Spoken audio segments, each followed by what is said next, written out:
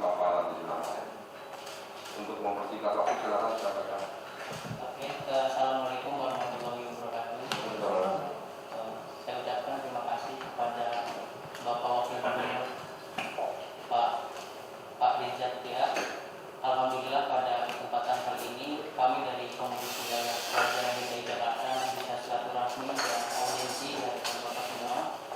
Sebelumnya dalam rangka perkenalan dan sinergitas organisasi Bapak, karena kami baru juga kemarin sekitar 1 tahun terpilih tapi belum bisa silaturahmi dengan Pemprov DKI. Alhamdulillah sejauh ini di agenda periode kami ada beberapa titik poin dan titik fokus yang diusahakan melanjutkan SDGs. Ada 3 hal yang menjadi titik fokus kami di periode 2019-2021. Yang pertama di pendidikan berkualitas, yang kedua ekonomi kreatif dan politik partisipatif. PWI Jakarta berkomitmen untuk memfokuskan ke dalam hal 3 itu. Pendidikan berkualitas, sejauh ini kami melakukan kaderisasi pembinaan terhadap pelajar, mengisi ke RBKS, beragam sekolah. Di bidang politik kami mengadakan latihan kepemimpinan, bagaimana pelajar supaya melek politik punya daya kepemimpinan dan ekonomi kreatif kami mengumpulkan pelajar. Nah sejauh ini kami menemukan kemarin ketika COVID, sekitar awal begitu COVID dan pembelajaran daring digulirkan, Badan Otonom membuat Satgas Bapak.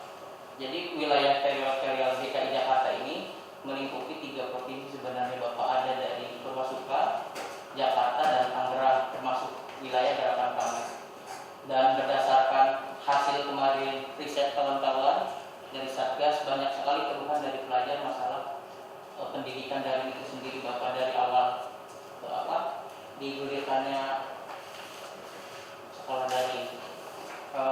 Kami mungkin bisa sinergikan dengan Bapak. Sebelumnya kami sudah melakukan pembinaan ke daerah-daerah, ke sekolah-sekolah, ke rumah-rumah orang tua murid untuk melakukan pendampingan lebih khusus. Nah, mungkin ada lebih lanjut dari kawan-kawan juga. Bismillahirrahmanirrahim.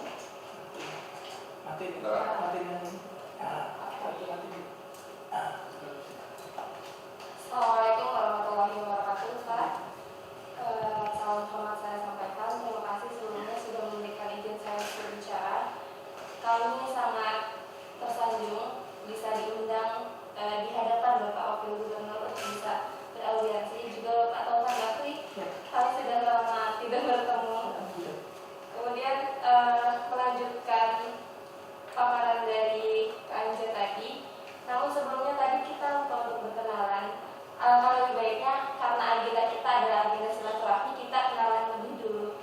Maksudnya kami dengan senang hati ingin memperkenalkan diri personel kami gitu Pak. Pertama saya kenalkan dulu, Anja Marifasya ini adalah Ketua Umum PWI Jakarta. Kami dilantik kemarin pada bulan Oktober di kantor Wali Kota Jakarta Pusat. Kemudian beliau kuliah di Universitas Paramadina di Jakarta. Kemudian di samping saya ini ada Ketua Bidang Pembinaan dan Pengembangan Organisasi, itu bidang internal, namanya Mahmud Saadi. Kemudian selanjutnya ada Koordinator Daerah Koordinator Wilayah Brigade Jakarta, ada Kanda Izzuddin Ramadhani. Kemudian ada Staf Teritori Kanda Arif. Alhamdulillah kami masih berstatus sebagai pelajar dan mahasiswa. Kemudian program yang tadi disampaikan oleh ketua umum kami, program kami sebagai PII, sebagai pelajar, fokus kami adalah pada pendidikan dan kebudayaan. Yang paling menjadi orientasi utama kami yakni pendidikan berkualitas. Apa yang kemudian selama ini telah kami lakukan, terutama di masa pandemi, kami kan biasanya melaksanakan kegiatan, ada 3 kegiatan utama Pak. Ada training, ada kursus, dan ada ta'lim. Itu kegiatan utama dari PII. Bentuk-bentuk kursusnya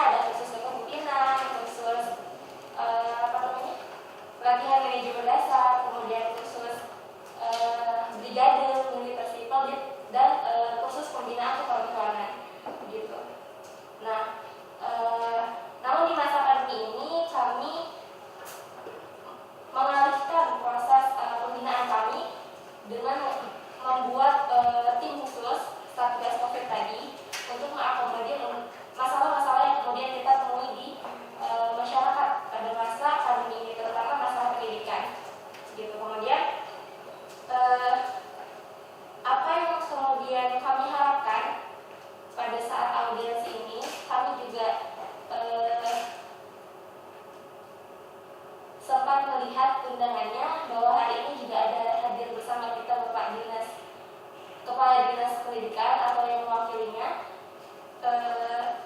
Karena fokus kami adalah pendidikan, jadi kami berharap kami bisa menjadi mitra dari sekolah, mitra dari guru, mitra dari dinas pendidikan untuk mengatasi berbagai macam persoalan-persoalan pendidikan hari ini, persoalan-persoalan pelajar hari ini.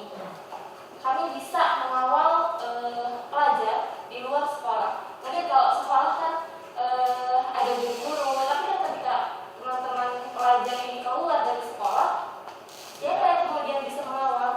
PI hadir untuk itu, untuk menjadi sekolah alternatif atau sekolah lintas tiga. Kemudian dari kegiatan-kegiatan latihan dasar kepemimpinan di sekolah, biasanya kan suka ada TKS tuh setiap tahunnya untuk melatih teman-teman OSIS. Nah, biasanya kami juga melakukan pembinaan itu di beberapa sekolah sudah kami lakukan. Di antaranya ada Syifa Ciganjur, kemudian Said Maum, kemudian di Al-Ihsan. Mungkin itu tambahan dari saya, Pak. Ya, beliau. Ya, bismillahirrahmanirrahim. Assalamualaikum warahmatullahi wabarakatuh. Saya dari Koordinator Wilayah Brigade PI Jakarta sebagai komandan.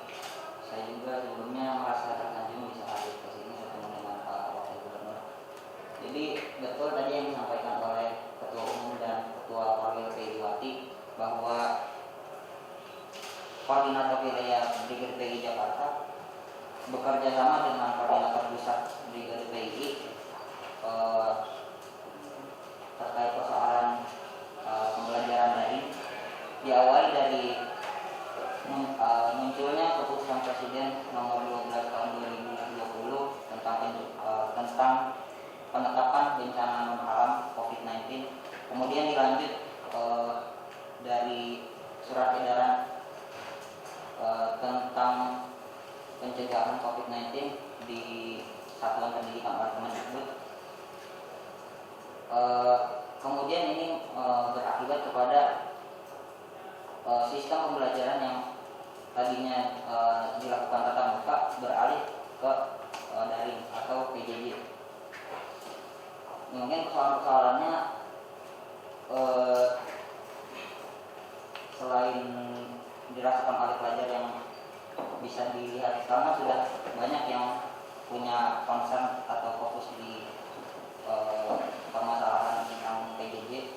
Ada di antaranya permasalahan kuota, permasalahan gadget, kemudian dengan daring itu tidak ada penanaman nilai, hubungan antara guru dengan peserta didik. Kira-kira itu. Mungkin dari kami bisa menyampaikan demikian. Selebihnya mohon arahan harapan kami bahwa PI Jakarta bisa menjadi mitra kerjasama bersama Pemprov DKI Jakarta. Mohon arahan dan bimbingannya dari semua aparatur pemerintah bahwa kita mengenai tugas PI ini civil society mengawal pelajar melakukan pembinaan terhadap daerah yang Di Jakarta sekarang PI itu strukturnya sampai di mana? struktur Sampai komisariat, komisariat, cabang dan wilayah, pengurus besar, pengurus besar, wilayah, cabang, komisariat, komisariat. pengurus daerah, Cabang itu daerah. kabupaten. Iya. Lu tahun berapa PI dulu ya? 1949. Sekarang rata-rata strukturnya sampai mana? Struktur Yang organisasi struktur yang umumnya itu rata-rata kan wilayah ada, cabang ada, ada komisariat ada semua. komisariat. Komisariat itu di mana? Sekolah atau di mana? Di komisariat itu ada di lingkupnya kecamatan, sekolah. Biasanya kalau basisnya sekolahnya alumni dibuat komisariat, gitu kan. Jadi komisariat itu di kecamatan. Di kecamatan. Ada semua kecamatan? Ya itu tidak secara menyeluruh, ada yang memang punya 5 komisariat, ada yang 15, karena kan dibina pembentukan terlebih dahulu. Kalau yang di sekolah berapa banyak kira-kira? Sekolah itu kami di sekitar Di sekolah ini di kampus atau di SMA? Pelajar? pelajar. SMA kan? Pelajar kan? Iya. Itu berapa banyak? Di sekitar sekolah kalau Jakarta Pusat itu Nanti saya teleponnya lagi rapat. ada 10 sekolah yang dari biasa basis binaan LKS. Di Tangerang Kota juga ada sekitar 5, karena kami biasanya kan mereka ketua OSIS direkrut menjadi ikut training selama 7 hari. Setelah itu dia melakukan pembinaan ke daerah Iya. atau ke sekolah-sekolah. Terus? Itu saja karena tadi jumlah nominal sekolah kan ya, jumlah angka sekolah sekitar 20 sekolah. Iya. Cuma yang menurut data base kaderisasi ya. Kalau selebihnya ada kader yang bercecer mungkin di ketua OSIS mana gitu kan, di Afif Rohis.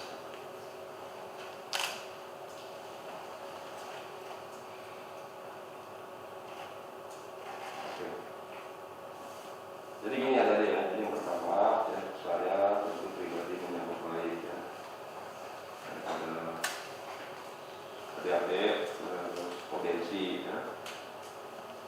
Yang kedua, tolong diteruskan, ditingkatkan penyempurnaan konsolidasi organisasinya.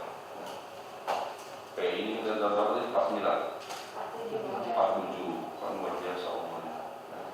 Ketua Merdeka untuk bentuk PI. Ini organisasi yang luar biasa. Jadi kan dulu niat baiknya luar biasa. Ya, para pendiri, para pembina dan sebagainya. Jadi tugas kita mudah-mudahan terutama adik-adik untuk pertama melakukan konsultasi organisasi secara baik. Pastikan PI hadir secara struktural dulu yang pertama. Kedua, pastikan anggotanya terus bertambah. Ketiga, yang paling penting, pastikan PDI berbuat kepentingan masyarakat banyak, terutama bagi kepentingan pelajar. Dan tidak mudah yang membina pelajar. Kalian mempunyai niat baik, tapi tentu punya keterbatasan. Tapi keterbatasan itu jangan dijadikan rintangan atau halangan. Itu. Jadi jangan dijadikan rintangan. Halangan justru keterbatasan itu memotivasi kita. Keterbatasan itu memacu kita untuk berbuat lebih baik lagi, untuk berbuat lebih giat lagi, lebih serius, lebih sungguh-sungguh. Kita sadar bahwa keterbatasan. Waktu kita 24 jam dipakai untuk tidur, bekerja, jadi waktu berlatih kita sedikit karena keterbatasan tenaga, pikiran, biaya terbatas semua itu keterbatasan.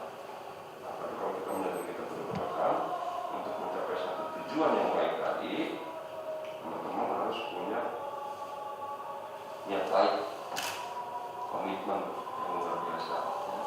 Jadi biar niat baik, komitmennya harus konsekuen. Mudah-mudah itu. Jadi tidak sekedar mewarisi itu daripada kakak, daripada senior orang tua organisasinya, tapi justru harus bisa mewujudkan apa yang menjadi cita-cita, menjadi mimpi, menjadi cita-cita yang harus kita realisasikan, kita wujudkan. Sudah adanya, apalagi di lingkungan pelajar, lingkungan pendidikan. Pendidikan kita ini sekarang berbeda jauh dari zaman-zaman sebelumnya.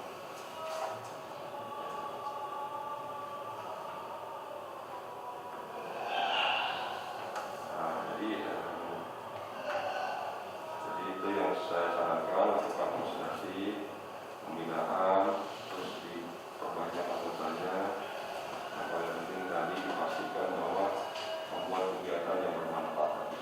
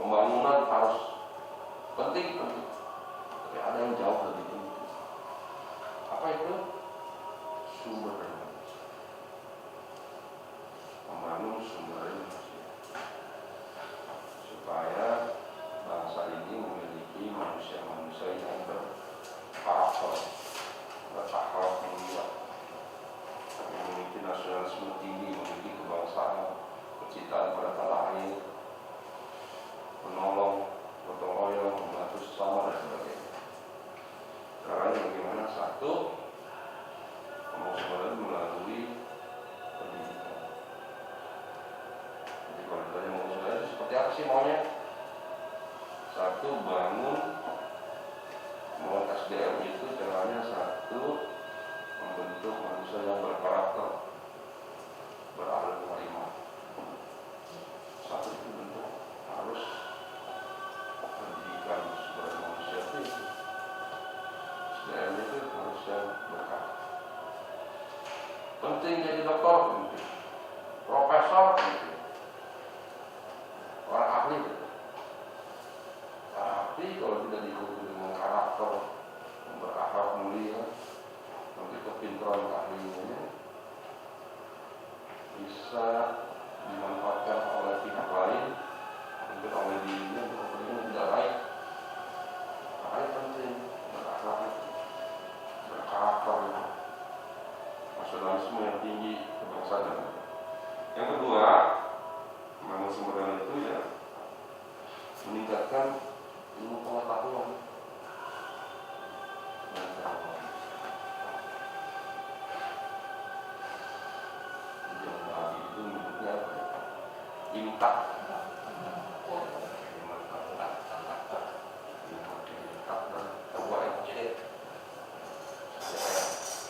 Jadi yang kedua itu harus memiliki pengetahuan dan teknologi yang tinggi, pengetahuan yang tinggi, tidak sekedar mengetahui. Kalau kita harus bisa tinggi menggunakan. Kemudian yang ketiga harus sehat, harus memiliki kesehatan yang baik. Yang sehat, jiwanya yang sehat, jasmani yang sehat. Jadi jiwanya itu harus sehat. Jadi jiwa dan raga harus sehat. Keempat, harus memiliki keterampilan. Jadi ini yang membangun bangsa itu membangun sumber daya manusia. Membangun sumber manusia kan? Satu, membangun karakternya, soal mulia, dan dua, pendidikannya, pengetahuan umum dan teknologi. Tiga, kesehatan, jiwanya, raganya sehat. Keempat tadi, memiliki keterampilan, skill macam. Nah, kalau ini bisa, kita akan menjadi bangsa yang maju, bisa bersaing global, menghadapi berbagai tantangan, ujian, cobaan. Semuanya paling penting bangsa. Nomor 2, nomor 3, orang yang punya pengetahuan tinggi, kalau tidak diikuti dengan akhlak yang baik, karakter yang baik, rusak bangsanya.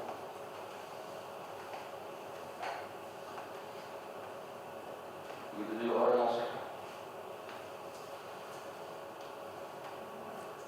Yang sehat, yang cerdas, kalau tidak memiliki akhlak yang baik, karakter yang baik, rusak bangsanya. Keempat,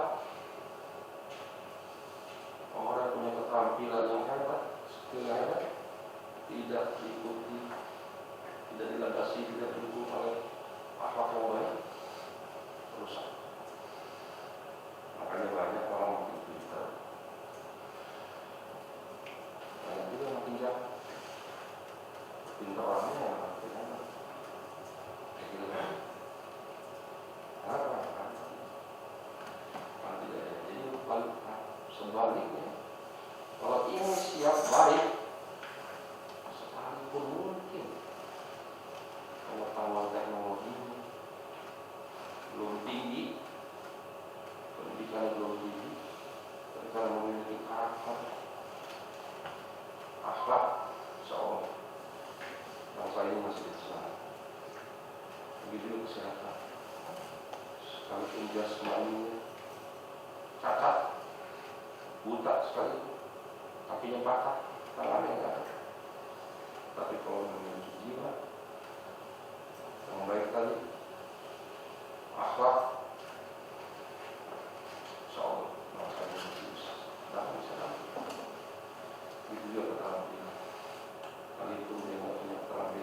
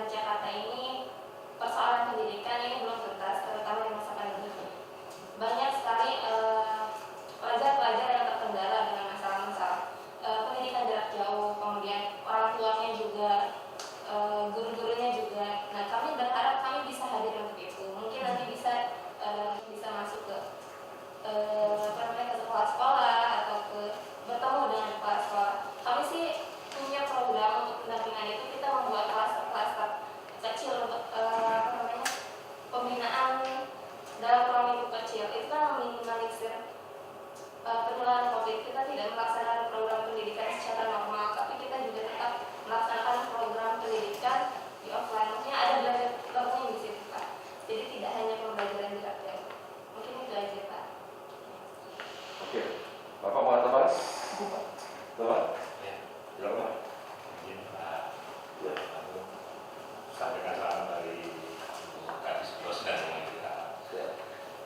Adik-adik, saya menyambut baik program dari BPI dan alhamdulillah program-program tersebut memang saat ini diperlukan dalam rangka pembelajaran jarak jauh.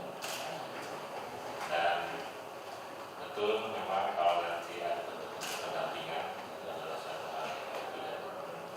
Nanti mungkin izin Pak Wagub kalau hari ini bisa nanti langsung ke kami ke Dinas Pendidikan untuk menyampaikan program-programnya, dan nanti mungkin kami akan koordinasi dengan teman-teman di bidang untuk segera merealisasi program-program tersebut. Terima kasih ya, nanti dua sinergi. Silakan ya teman-teman ada ya. Cukup ya? Ya terima kasih ya. Tadi silakan apapun yang bisa disinergikan kita sinergikan bersama ya. Demikian, mohon maaf. Kami menunggu. Wassalamualaikum warahmatullahi wabarakatuh. Pemprov DKI Jakarta berkolaborasi bersama Harvard CLM Team dan Clockclick.id dalam menghadirkan kalkulator COVID-19. Kalkulator COVID-19 adalah cek gejala mandiri yang menggunakan Machine Learning COVID-19 Likelihood Meter atau CLM pertama di Indonesia. Kalkulator COVID-19 ini dihadirkan melalui fitur JAK CLM pada aplikasi Jaki. Jika kamu merasa memiliki gejala COVID-19, kamu bisa langsung gunakan fitur JAK CLM. Yuk, simak tata caranya. Pertama, unduh aplikasi Jaki melalui Play Store atau App Store. Kedua, pilih fitur JAK CLM. Kemudian, perhatikan ketentuan yang tercantum pada JAK CLM. Salin kalimat pernyataan pada box yang disediakan. Masukkan nama lengkap beserta NIK sesuai dengan kartu tanda penduduk. Ingat ya, satu NIK hanya bisa digunakan untuk 1 kali tes dalam seminggu. Masukkan alamat sesuai dengan domisili kamu di Jakarta dan lengkapi data identitas lainnya. Masukkan juga nomor telepon dan email yang aktif. Isi semua pertanyaan secara benar dan jujur, mulai dari informasi klinis, kondisi kesehatan, riwayat kontak, dan riwayat bepergian. Setelah selesai, kamu bisa cek kembali informasi pada rangkuman jawaban. Jika sudah sesuai, centang pernyataan persetujuan lalu klik tombol lihat hasil tes. Kamu akan mengetahui hasil pemeriksaan kamu sesuai kategori yang ada, yaitu orang tanpa gejala atau OTG, orang dalam pemantauan atau ODP, dan pasien dalam pengawasan atau PDP. Selain mengetahui hasil tes, kamu juga akan mendapatkan rekomendasi agar tetap sehat dan informasi lainnya selama pandemi COVID-19. Jangan lupa unduh dan simpan hasil tes kamu dengan memindai atau screenshot QR Code di halaman hasil. Jika dari hasil tes kalkulator COVID-19 kamu diprioritaskan untuk ikut tes PCR, maka ikuti langkah berikut. Pertama, unduh hasil tes kalkulator COVID-19 atau simpan QR Code-nya. Kedua, konfirmasi kehadiran untuk tes PCR dengan menghubungi nomor telepon puskesmas yang diberikan. Ketiga, datang ke puskesmas yang telah ditentukan dengan membawa kartu identitas dan hasil tes kalkulator COVID-19 kamu. Yuk, cek mandiri gejala COVID-19 melalui JAK CLM di Jaki. Jaki, bikin gampang.